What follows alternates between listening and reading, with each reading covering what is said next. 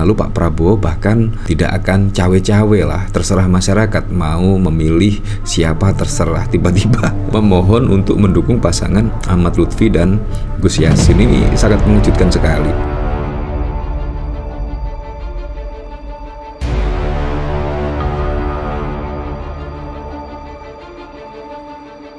Wow, ini menurut saya sangat keren sekali ya. Bahkan Gibran membuka layanan pengaduan di Istana Wapres. Ini seperti apa? Ya, saya langsung teringat pada Basuki Cahayapurnama atau biasa disapa dengan Ahok ya. Pada saat lalu memang jam 7 sampai jam sekian setiap hari Senin sampai Jumat itu memang ada pelayanan aduan masyarakat di Balai Kota Jakarta. Dan menurut warga pada saat lalu memang sangat terbantu dengan Balai Pengaduan Rakyat yang diadakan oleh Basuki Cahayapurnama dan sangat membantu. Tetapi pada saat lalu ditutup oleh Anies Baswedan dan akhirnya saat ini dibuka kembali oleh Heru Budi Hartono. Dan ini pun juga menurut saya sangat mengejutkan sekali ya. Tiba-tiba Gibran juga membuka layanan pengaduan di Istana Wapres.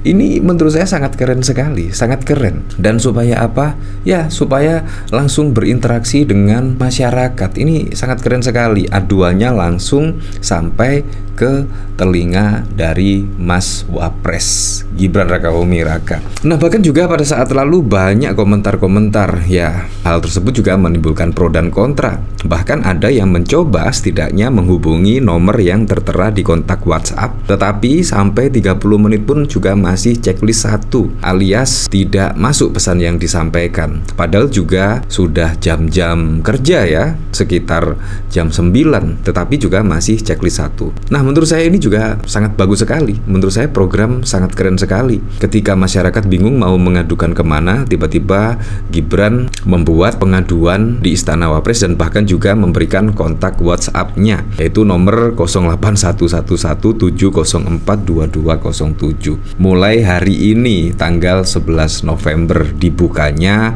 tempat pengaduan. Ya, sangat keren lah. Kalau programnya keren ya, kita harus apresiasi lah. Dari sini saya juga penasaran, kira-kira komentarnya seperti apa ya.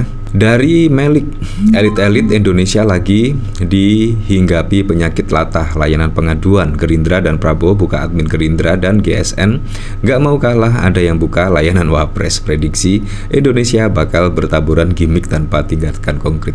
Menurut saya yang terpenting itu adalah tindakan ya. Bagaimana setelah diadukan ke Istana Wapres atau melalui WhatsApp, tindakannya itu seperti apa? Apakah ini hanya gimmick-gimmick untuk Pilpres 2029? Ya, kita tidak tahu ya. Nah, dari sini dari sang lelaki lah, mari adukan kasus Wapres, produk MK, kasus Wufafa, kasus dana siluman miliaran buat modal usaha martabak doang, dan termasuk fenomena aneh ngadu emang Wapres punya wewenang edukasi langsung. Wah, ketiban uang, Wapres emang punya wewenang untuk rancang atau edukasi kebijakan. Terus nanti hasil laporan masyarakat lapornya ke Prabowo atau Mulyono. Lagi ngumpulin database kah? Buka layanan pengaduan individu cukup di kelurahan saja atau bisa dengan operator.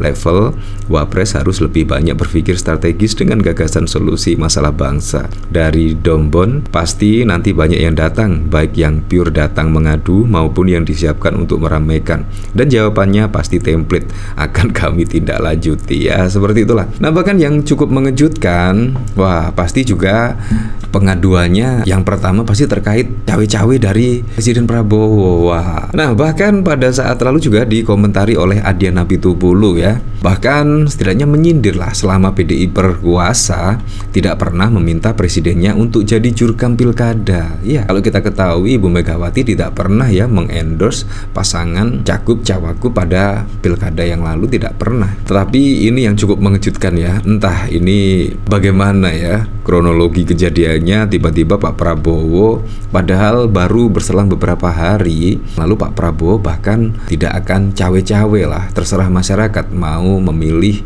siapa terserah. Tiba-tiba memohon untuk mendukung pasangan Ahmad Lutfi dan Gus Yassin. Ini sangat mengejutkan sekali. Bagaimana dengan demokrasi? Apakah Pak SBY pernah jadi jurkam ketika menjabat presiden? Sepertinya nggak ada tuh. Memang ini sangat wow sekali lah di kepemimpinan Presiden Joko Widodo dan kepemimpinan Pak Prabowo Subianto. Tiba-tiba ya seperti inilah mau menjadi jurkam pilkada. Dan dari sini saya juga penasaran sih, kira-kira komentarnya seperti apa ya. dari Mirai. Pernah sih yang kemarin itu kan masih bagian dari PDIP meskipun nggak jelas. Emang Mulyono ya memaksakan kehendak untuk kembali ke pemerintahan di konsentrasi seperti masa rezim Orba. Istana tegaskan tidak ada larangan Prabowo endorse calon di Pilkada 2024 ya, tetapi kan sudah menjadi presiden, seharusnya juga merangkul semua pasangan calon kandidat pada Pilkada 2024, tidak memihak satu paslon tertentu. Menurut saya itu yang paling bagus ya, apalagi juga sudah menjadi presiden. Kalau belum menjadi presiden sih terserah ya. Dari Mustafa hanya si tukang cilok yang melakukannya. Dari Ngadino, dia punya segalanya kecuali etika. Disitulah nampak kualitas Prabowo, kualitas rendah yang bisa.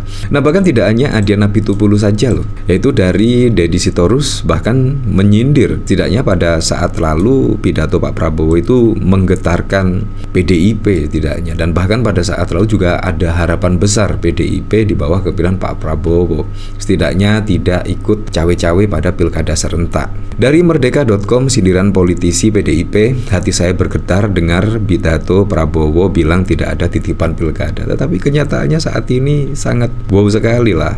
Apakah itu bentuk kepanikan ya dari mantan presiden kita ya? Anggota Komisi 2 DPR fraksi PDIP Deddy Sitorus mengkritisi sikap Presiden Prabowo yang terang-terangan mengendorse calon gubernur dan wakil gubernur Jawa Tengah Ahmad Lutfi Takyasin. Menurutnya, hal ini bertolak belakang dengan sikap Prabowo sebelumnya yang pernah bilang tak akan intervensi pilkada. Hal ini disampaikan Deddy saat rapat dengar pendapat dengan Menteri Dalam Negeri, PJ Kepala Daerah di Komisi 2 DPR Senayan, Jakarta pada 11 November yang lalu. Saya minggu lalu mendengar pidato Presiden Prabowo. Hati saya bergetar, Pak, ketika beliau mengatakan tidak ada titip dalam pilkada. Silahkan semua yang junior-junior, saya terharu, kata Deddy, karena sebelumnya banyak sekali peristiwa-peristiwa yang membuat kita meragukan di beberapa tempat provinsi yang diintervensi berbagai kekuatan negara.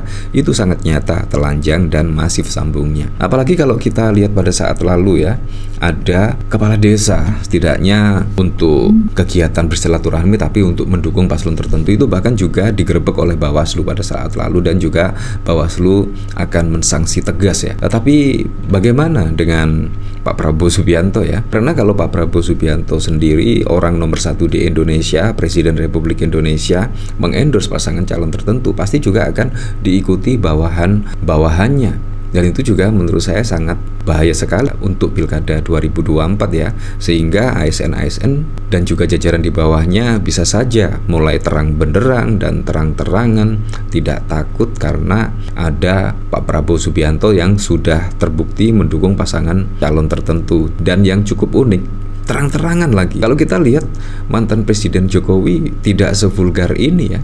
Tetapi Pak Prabowo menurut saya sangat vulgar sekali. Saya minggu lalu mendengar pidato Presiden Prabowo, hati saya tergetar karena sebelumnya banyak sekali peristiwa yang membuat kita meragukan di beberapa tempat. Namun kebahagiaan Deddy luntur dalam waktu hanya 3 hari karena sikap Prabowo yang berbeda dari sebelumnya. Ia menganggap Prabowo kini sebagai promotor calon gubernur Jateng. Tapi kebahagiaan saya dengan pidato Presiden itu luntur hanya dalam waktu 3 hari ketika kemudian Presiden Republik Indonesia yang sangat kita hormati, Pak Prabowo, ternyata kemudian menjadi endorsement promotor untuk satu pasangan calon gubernur di Jawa Tengah.